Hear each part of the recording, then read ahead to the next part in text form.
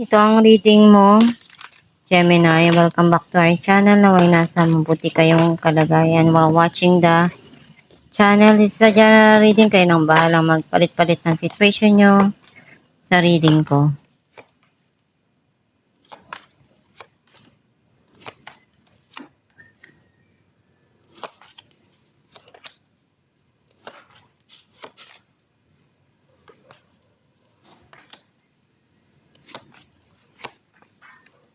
At the bottom of the deck, 6 of Wands. I feel like ang nasisense ko na energy mo, andun yung nagiging matatag ka and confidence dun sa mga nakukuha mo at na-achieve mo sa buhay. Nagiging masaya ka dahil nagsasucess ka dun sa pangarap mo. Naaabot mo yun isa-isa or na-achieve mo yung goal mo. Ang mensahe ng card mo, may mga nangyari sa buhay mo sa past na ayaw mo nang alalahanin or isipin pa, balikan. Gusto mo nang iwanan yon at mag-umpisa uli. Andun yung negative feeling na nararamdaman mo.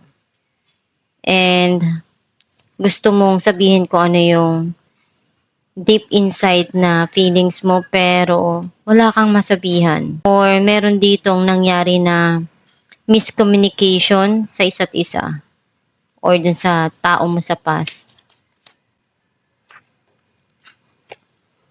Gusto mong lumipat ng lugar, ng tirahan, or may gusto kang puntahan. Some of you, unti-unti ka nang nag-heal sa mga nangyari sa buhay mo sa nakaraan. Nagkaroon ng paghiwalay, hindi nagkaayos. Ngayon may papasok na pagsisimula sa buhay mo. At the back of your mind, ang dami-dami mong iniisip. Maraming pumapasok sa isipan mo na pangyayari or kailangan mong harapin na desisyon.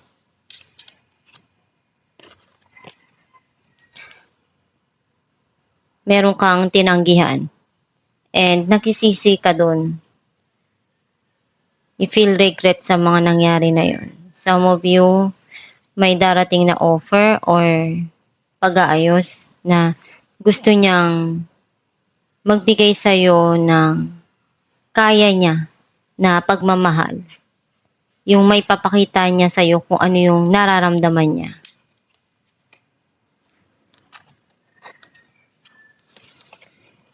You need to listen to your inner self.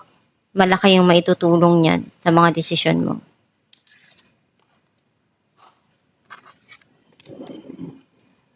Pakinggan mo palagi kung ano yung tinitibok ng puso mo, kung ano yung talagang desire ng puso mo. At iyon yung sundin mo. Clarify natin ang 8 of Cups. The High Priestess and the Tower. You need to balance yung mga dumarating sa buhay mo. May clarity dito na darating or magkakaroon ng linaw yung sitwasyon na dati magulo, nagtapos dahil hindi nag-uusap, hindi nagkakaintindihan. Ngayon, unti-unti nang naghihil yung situation. Clarify natin ang 6 of Swords, 5 of Swords, and 9 of Wands. Ayaw mo nang balik-balikan yung mga nangyari. Natuto ka na. Dumistansya ka na dun sa taong nakasakat sa'yo at gusto mo munang matutunan na mag-heal or gusto mo munang harapin kung ano yung dumarating sa buhay mo at ayusin. Clarify natin ang the Moon,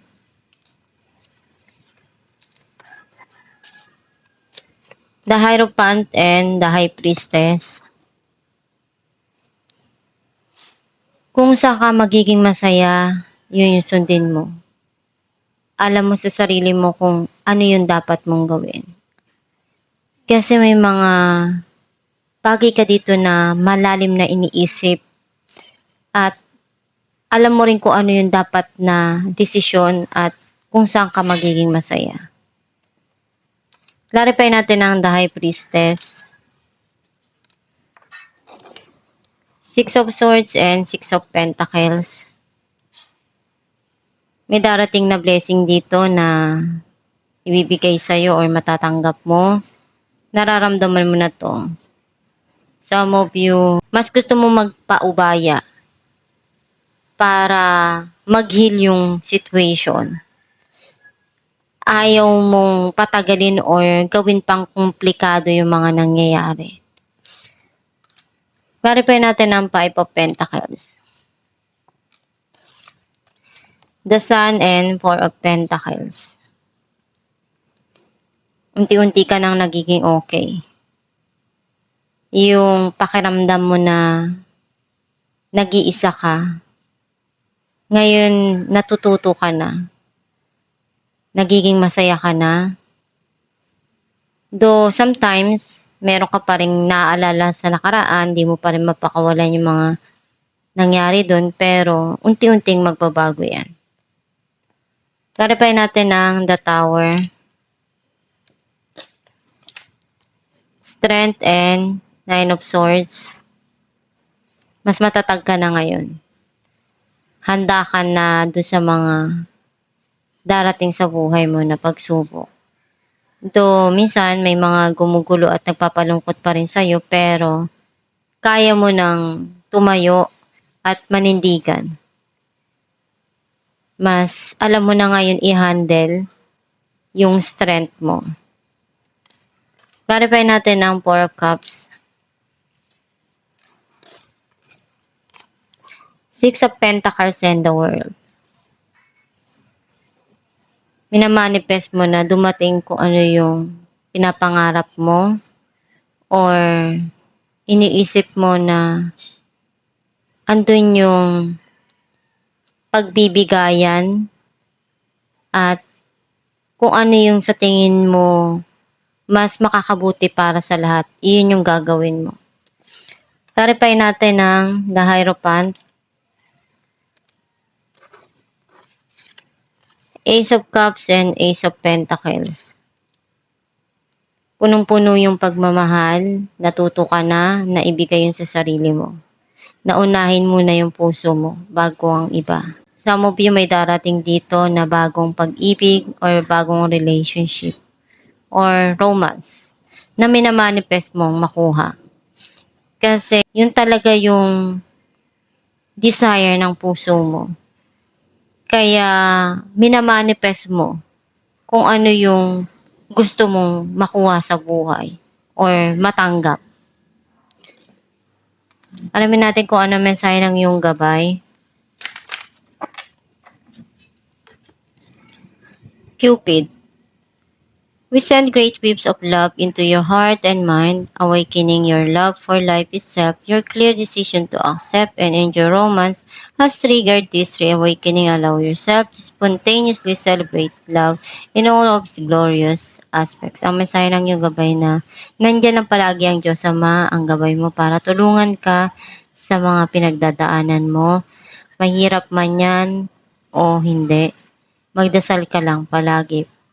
Every time na kailangan mo ng ideas na bago or desisyon na makakatulong para sa'yo or kailangan mong advice na pwedeng makatulong dun sa sitwasyon or pinagdadaanan mo. Isipin mo lang na ang Diyos palaging ginagabayan ka. Tinitingnan kung ano yung makakaya mo. Maging matatag ka lang. At huwag kang susuko sa mga nangyayari sa buhay mo.